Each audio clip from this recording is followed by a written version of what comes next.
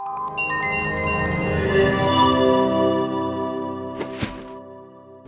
engagement fans, welcome back to the Engagement Studio.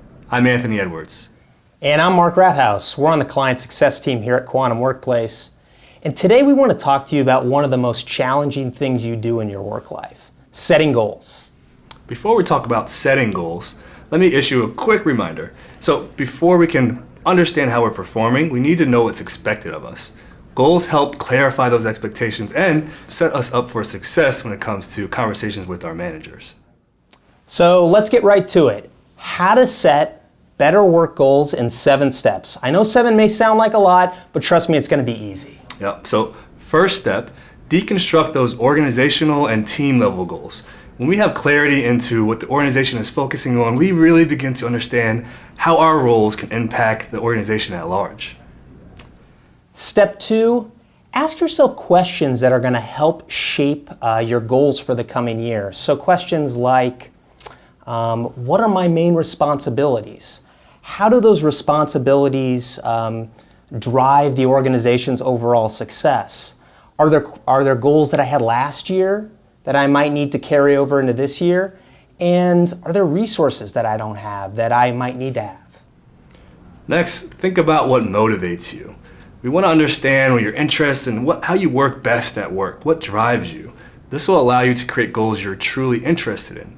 And when you're interested in the outcome and the success of a goal, you're more likely to achieve.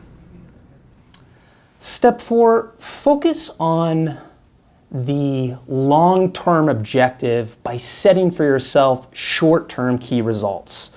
So it's best practice to not only be focusing on that year-end goal, but also to be breaking that year-end objective down into smaller monthly or quarterly key results. That's going to do a couple things for you. It's going to make setting the goal and achieving the goal a lot more manageable and less overwhelming. It's also going to give you flexibility because we know that sometimes you don't know how to spend the second half of your goal setting period until you work your way all the way through the first half. And to that point, keep your goals fluid. So work changes, organizations change all the time, and that's okay. Your goals can represent that. We want your goals to look like how you work, not just reflect the calendar. So if changes happen, it's okay to update those goals or add sub-goals or mini-goals that help you achieve that greater objective as things change. Step 6, collaborate. So you're probably working on projects with 3, 4, 5 other people. So it makes sense to set goals that reflect the reality of that work. If you set a goal on a project that you're working on with others, try to work it jointly. That way you're sharing accountability and responsibility for achieving the goal. And lastly, we'll think about framework. So we want to choose an OKR or SMART goal. So these are really just frameworks for understanding how do we develop our goals with detail and structure so we have clarity. A goal without those details like time and due date and other results that lead up into achieving the greater goal, those are just wishes. And those are the 7 steps. That wasn't so bad, was it?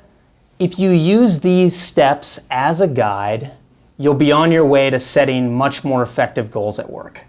Great. Now let's go make work better every day. Thanks.